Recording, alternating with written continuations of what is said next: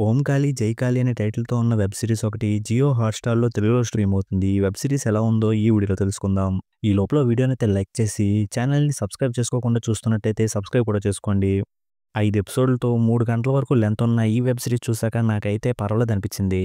ఈ సీరీస్‌లో అయితే adult content ఏం లేదు కానీ రివెంజ్ డ్రామా కాబట్టి కొంచెం వయలెన్స్ అయితే ఉంది. ఈ సీరీస్‌లో కనిపించిన లైన్ అయితే చాలా రొటీన్‌గా ఉంది. ఇలాంటి లైన్‌తో వచ్చిన వాటిని మనం ఇప్పటికే చాలా సార్లు చూసాం. ఆ లైన్ ఏంటంటే చెల్లి ఎవరినో ప్రేమించి వెళ్ళిపోయిందని తెలుసుకున్న అన్నయ్యలు వాళ్ళని చంపేయడానికి ప్రయత్నిస్తారు. ఆ టైంలో వాళ్ళ చెల్లిని ఒక ఊరు వాళ్ళు కాపాడతారు. ఆ తర్వాత ఏమైంది? ఇది రివెంజ్ డ్రామాగా ఎలా మారిందనేది సిరీస్. ఈ లైన్ రొటీన్‌గానే ఉన్న సిరీస్‌ని చాలా వరకు ఇంట్రెస్టింగ్‌గానే చూపించారనిపించింది.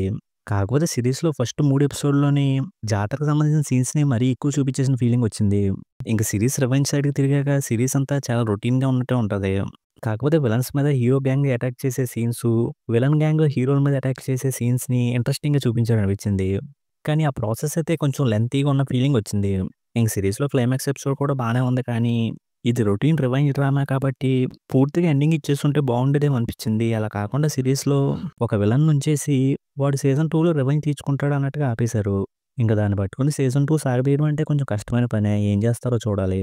ఇంక సినిమాలో కనిపించిన యాక్టర్స్ అందరూ బానే చేశారు కానీ, ఎవరికీ ఎక్కువగా యాక్ట్ చేయడానికి స్కోప్ లేదు. అలాగే వాళ్ళ క్యారెక్టరైజేషన్‌ని, వాళ్ళ ఎమోషన్స్‌ని కూడా ఎక్కువగా కనెక్ట్ అయ్యేలా చూపించలేదు.